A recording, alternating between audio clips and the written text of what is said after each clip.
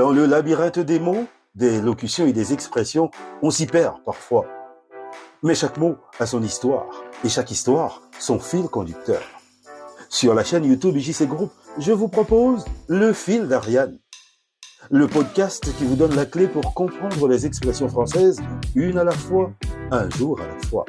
Le Fil d'Ariane, votre rendez-vous quotidien sur JC Group. Bonjour, bonsoir, suivant l'endroit d'où vous nous recevez dans le monde. Ici Israël Jackie Cantave pour Le Fil d'Ariane. Bienvenue dans ce nouveau numéro dédié aux mots, aux locutions et aux expressions. Comme chaque jour, sur cette plateforme, je vous propose d'effectuer ce voyage intergénérationnel consacré à la magie des mots et des expressions. Une machine à remonter le temps pour comprendre et placer dans leur contexte les plus belles phrases exprimées par les esprits anciens, mais qui permettent de raconter des histoires contemporaines. Asseyez-vous et appréciez Le Fil d'Ariane. Le Fil d'Ariane, du lundi au vendredi sur la chaîne YouTube de IJC Group. On entend parler tous les jours aux nouvelles, la dette publique, le commerce international, le budget des entreprises. En finance, il n'y a que deux issues possibles pour un compte. Soit les chiffres sont bons, soit ils sont mauvais. L'un signifie qu'il nous manque de l'argent pour atteindre l'équilibre, l'autre signifie que nous sommes en surplus. Bon, on est rarement en surplus. Ces deux mots qui incarnent le meilleur et le pire de la comptabilité sont deux verbes latins conjugués à la troisième personne. Aujourd'hui, nous équilibrons les comptes, les amis, avec le duel économique du manque et de l'excès. Nous allons nous plonger dans ton budget. Nous allons découvrir ensemble le duo latin déficit et excédit.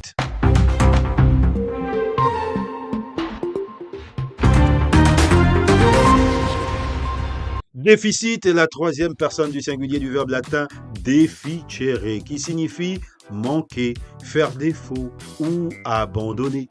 Littéralement, il manque ou il fait défaut. En latin, deficere s'utilisait pour des concepts très variés. Un orateur pouvait deficere, manquer de souffle, ou des provisions pouvaient deficere, venir à manquer.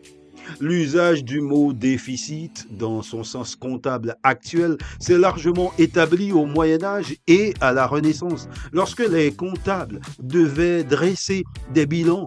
Le terme était idéal pour indiquer de manière concise qu'un montant faisait défaut ou manquait sur un compte. Le mot a acquis une notoriété historique immense en France au XVIIIe siècle. C'est l'état des finances royales marqué par un déficit chronique et croissant sous Louis XVI qui a été l'un des facteurs majeurs ayant mené à la Révolution française. Les ministres des Finances comme Necker ont tenté de combler ce manque, mais le mot est resté lié à la crise économique et politique de l'époque. En revanche, excédit, c'est la troisième personne du singulier du verbe latin excedere, qui signifie dépasser, sortir ou surpasser. Littéralement, il dépasse ou il est en excès. Tout comme deficere, excedere avait un sens large. Quelque chose pouvait excedere, dépasser une limite géographique par exemple. Ou une personne pouvait excedere, c'est-à-dire sortir de la ville, dépasser les bornes aussi. En comptabilité, excédit est le terme formel pour désigner l'opposé du déficit. Un solde positif où les recettes dépassent les dépenses, ce qui arrive très rarement, c'est un synonyme direct de surplus.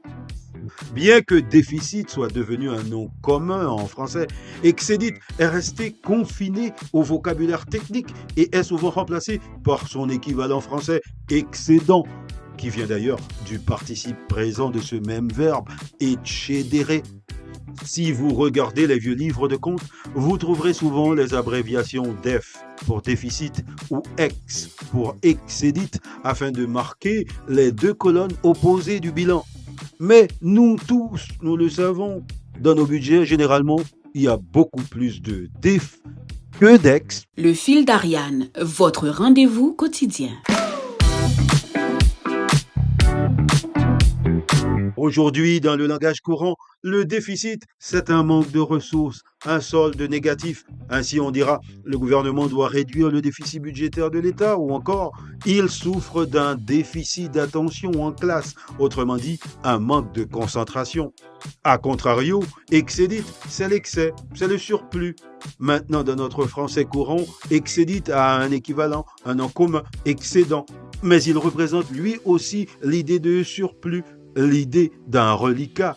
Ainsi, on dira, l'entreprise a dégagé un excédent de trésorerie record cette année. Ou encore, les produits non vendus constituent un excédent de stock. Mais que ce soit dans le budget ou en entreprise, dans le stock, à la boutique ou dans le frigo à la maison, on préfère l'excédit au déficit. Le fil d'Ariane, une expression, un jour à la fois.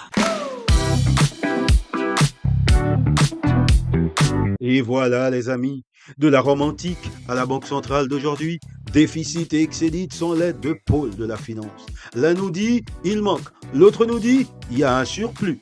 Ce sont les mots qui déterminent si nous dormirons bien la nuit ou pas. Avec ces deux concepts, nous avons exploré l'économie. Dans le prochain épisode, nous allons revenir à la notion de répétition, celle qui nous permet de revivre les meilleurs moments avec le simple adverbe numéral bis et son compagnon terre. Mais tout cela, les amis, c'est pour demain. D'ici là, continuez de maltraiter les mots, continuez de tordre les expressions, continuez de fracasser les locutions. C'est la seule fessée qui nous est autorisée. D'ici là, continuez de vous abonner à la chaîne YouTube IJC Group pour découvrir d'autres contenus.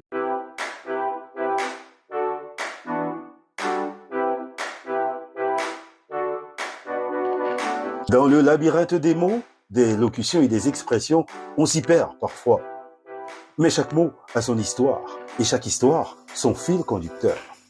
Sur la chaîne YouTube IJC Group, je vous propose le fil d'Ariane. Le podcast qui vous donne la clé pour comprendre les expressions françaises, une à la fois, un jour à la fois. Le fil d'Ariane, votre rendez-vous quotidien sur IJC Group.